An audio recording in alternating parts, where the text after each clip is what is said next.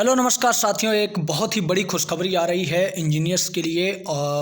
ये जो आज की बहुत ही बम्पर वैकेंसी निकाली गई है यूपीपीएससी की तरफ से, और ये पोस्ट असिस्टेंट इंजीनियर की होने वाली है। यानी कि अगर आपने इंजीनियरिंग कर रखी है, यानी कि आपने बीटेक कर रखा है, तो इस वैकेंसी के लिए आप एप्लीकेबल होंगे। और पूरी तरह से आपकी ये जो गवर्नमेंट जॉब होने वाली है, तो टेंशन लेने वाली कोई बात नहीं है। और आपको बता दें कि इसका जो सैलरी पैकेज होता है ये भी काफ़ी अच्छा खासा देखने को मिलता है। तो असिस्टेंट इंजीनियर की ये आपकी वैकेंसी होने वाली है। और नंबर ऑफ पोस्ट की बात करें तो यार नंबर ऑफ पोस्ट यहाँ पे देखिए 604 पद हैं, यानी कि बहुत ही अच्छी वैकेंसी है। और अगर आप सेलेक्ट होते हैं तो सबसे अच्छी बात यह है कि सिलेक्शन के बाद आपका जो पोस्ट दिया जाएगा और आपकी जो लोकेशन रहेगी वो उत्तर प्रदेश के अंदर ही रहने वाली है। आपको यूपी से बाहर जाने की कोई ज़रूरत नहीं है। तो देखो दोस्तों, यूपीपीएससी असिस्टेंट इंजीनियर की रिक्रूटमेंट 2024 की तरफ से निकाली गई है। और अगर आप यहाँ पे देखें तो ये शार्ट नोटिफिकेशन भी आपको देखने को मिल जाएगा जो कि निकाला गया था यूपीपीएससी की तरफ से। और अगर हिंदी में देखें तो हिंदी में ये भी यहाँ पे शार्ट नोटिफिकेशन ही दिया गया है।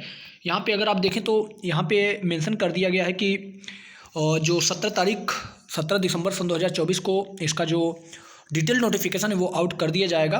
और 604 पोस्ट के लिए आपकी यहाँ पे वैकेंसी होने वाली थी। और ये शार्ट नोटिफिकेशन था, लेकिन अब इसका डिटेल नोटिफिकेशन कल का आ चुका है।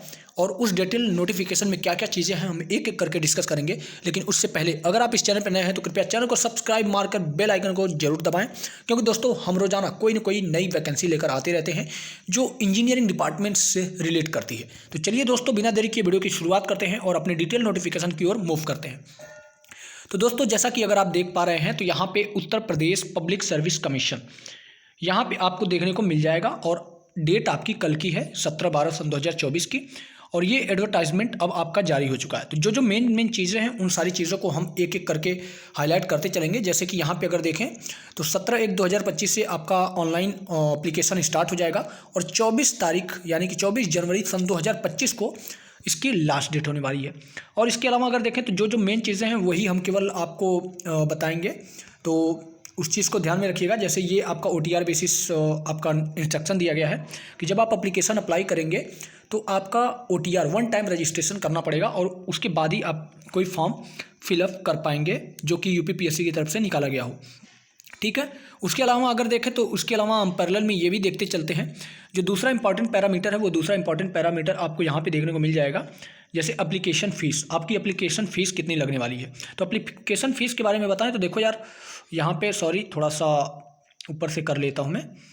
यहाँ पे देखिए एप्लीकेशन फ़ीस के बारे में अगर बात करें तो एप्लीकेशन फ़ीस यहाँ पे आपको देखने को मिल जाएगी, जिसमें से अगर आप जनरल या फिर इकोनॉमिकल वीकर सेक्शन या फिर OBC कैटेगरी से बिलोंग करते हैं तो 100 रुपये तो आपकी एग्जाम फीस लगेगी, और बाकी 25 रुपये प्रोसेसिंग फ़ीस लगेगी। यानी कि टोटल देखा जाए तो 125 रुपये लगने वाले हैं।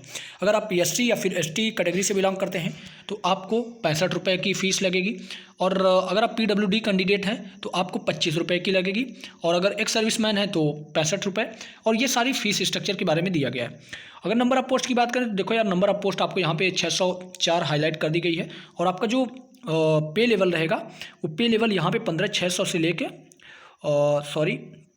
15,600 से लेके 3900 ये पे लेवल, ये आपका जो सैलरी स्ट्रक्चर है लेवल 10 की आपकी सैलरी पे स्केल बनेगा। तो इस चीज़ को भी ध्यान में रखिएगा। बहुत ही अच्छी पे लेवल आपको इस जॉब के अंदर देखने को मिलेगी।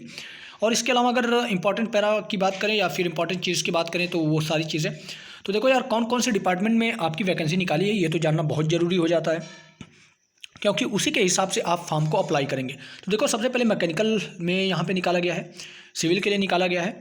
और इसके अलावा देखें तो मैकेनिकल के लिए और इलेक्ट्रिकल के लिए जो कंबाइन है वो यहाँ पे रूरल डिपार्टमेंट के लिए निकाला गया है। फिर सिविल वालों के लिए यहाँ पे निकाला गया है रूरल के लिए।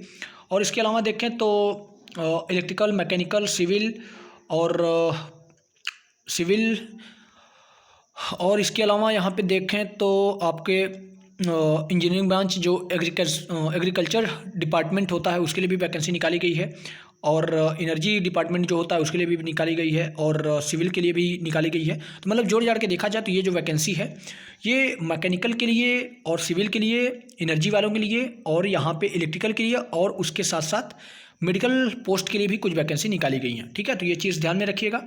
और अगर एज लिमिट की बात करें तो देखो यार, एज लिमिट जो है आपकी 21 साल से ज़्यादा होनी चाहिए, जो कि यहाँ पे मेंशन कर रखा है, और 40 साल से कम होना चाहिए। 40 साल से ज़्यादा अगर एज है तो मुश्किल है इसमें इस फॉर्म के लिए एप्लीकेबल होना। और इसके अलावा अगर इम्पॉर्टेंट पॉइंट की बात करें तो ये कुछ जनरल इंस्ट्रक्शन दिए गए हैं, जो कि अभी के लिए मुझे नहीं लगता कि आपको कुछ ज़्यादा फ़ायदेमंद होगा। जब आप फॉर्म अप्लाई करेंगे तो इस नोटिफिकेशन में जो भी आपकी क्वेरी होंगी वो सारी क्वेरी क्लियर हो जाएंगी, तो इस चीज़ को ध्यान में रखिएगा। और दोस्तों ये कुछ आपके जैसे सर्टिफिकेट होते हैं, जाति प्रमाण पत्र वगैरह वगैरह, तो ये कुछ दे दिया गया है, तो इसको अभी हम स्क्रॉल करते हैं। इसके अलावा अगर हम आएँ तो देखो यार, ये कुछ आपके यहाँ पे थोड़ी सी हाईलाइट करने वाली चीज़ है कि आपके जो पेपर होंगे वो कैसे होंगे। तो देखो यार, पेपर के लिए आपके टोटल सिलेक्शन, फाइनल सिलेक्शन के लिए 3 स्टेज होंगे। पहला मतलब 2 पेपर होंगे, एक फर्स्ट होगा, एक सेकंड होगा, फिर उसके बाद जो तीसरा स्टेज आएगा वो आएगा इंटरव्यू का। तो ये कुछ स्ट्रक्चर दिया गया है, इसके बारे में भी हम डिटेल में बात करेंगे। तो और बाकी ये कुछ नीचे आपके सिलेबस दे दिए गए हैं। और सिलेबस के आगे अगर हम बढ़ें तो सिलेबस के आगे आपकी यहाँ पे देखिए एक इम्पॉर्टेंट चीज़ आ जाती है, जैसे कि कैटेगरी वाइज, ब्रांच वाइज कितनी पोस्ट है। तो देखो यार, मैकेनिकल में सबसे पहले 77 है, फिर सिविल के अंदर अगर देखें तो सिविल के अंदर भी 107 है, फिर मैकेनिकल के अंदर 14 है, फिर सिविल के अंदर आपके 65 हैं, फिर हाउसिंग डिपार्टमेंट या फिर इलेक्ट्रिकल मैकेनिकल जिसमें आता है उसमें 8 हैं। और इसके अलावा अगर जाएँ तो यहाँ पे आपको जो 6ठे नंबर पर आता है वहाँ पर भी आपको सिविल देखने को मिलता है, सिविल।